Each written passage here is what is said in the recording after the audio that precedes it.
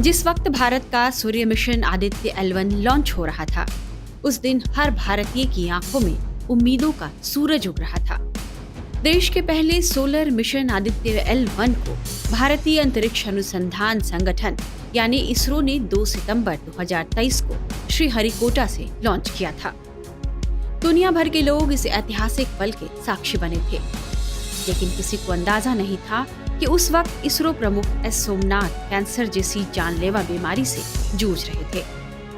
इस बात का पता उन्हें भी उसी दिन चला जब वे रूटीन चेकअप के लिए डॉक्टर के पास गए।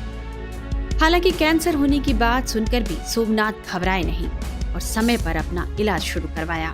एक मीडिया हाउस को दिए इंटरव्यू में सोमनाथ ने खुद इसका खुलासा किया है कि जिस दिन भारत का आदित्य L1 मिशन अंतरिक्ष में लॉन्च हुआ, उसी दिन उन्हें कैंसर होने का पता चला।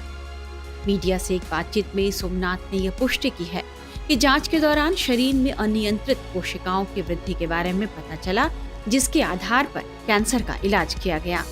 एक इंटरव्यू में उन्होंने बताया, आदित्य L1 मिशन लॉन्च की सुबह मेरी स्कैनिंग की गई। इसमें पता चला कि पेट में अनियंत्रित रूप से कैंसर कोशिकाएं बढ़ रही हैं।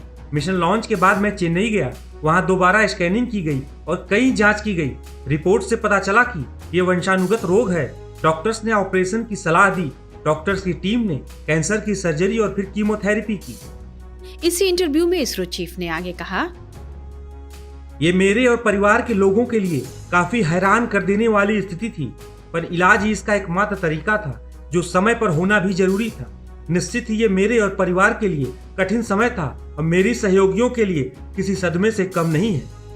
ये सभी मेरे चुनौती भरे दिनों में मेरे साथ रहे। डॉक्टर्स ने मुझे नियमित स्कैनिंग की सलाह दी। फिलहाल मैं ठीक हूँ। कैंसर का इलाज संभव है, ये लाइलाज नहीं है। मैंने बिना घबराए इस बीमारी का इलाज कराया। मुझे उस वक्त पूरी तरह से ठीक होने का भरोसा नहीं था, लेकिन मैं अस्पताल में भर्ती हुआ और कैंसर का इलाज शुरू हुआ। मेरी रिकवरी भी किसी करिश्मे से कम नहीं है। केवल 4 दिन अस्पताल में बिताने के बाद मैंने इसरो में अपना काम संभाल लिया। 5वें दिन से बिना किसी दर्द के काम करना शुरू कर दिया। एस सोमनाथ ने बताया कि अब वे लगातार चेकअप और स्कैन कराते रहते हैं और अपना काम भी शुरू कर चुके हैं। आपको बता दें कि एस सोमनाथ जुनून और जीवटता का एक उदाहरण माने जाते हैं। प्रधानमंत्री नरेंद्र मोदी भी उनके मुरीद माने जाते हैं। हाल ही में पीएम नरेंद्र मोदी जब केरल में इसरो की 3 प्रमुख तकनीकी इकाइयों का उद्घाटन करने पहुंचे थे, तो उन्होंने एस सोमनाथ से मुलाकात की थी। सोमनाथ के ईश्वर में भी बहुत आस्था है और अक्सर उन्हें मंदिरों में दर्शन करते देखा गया है।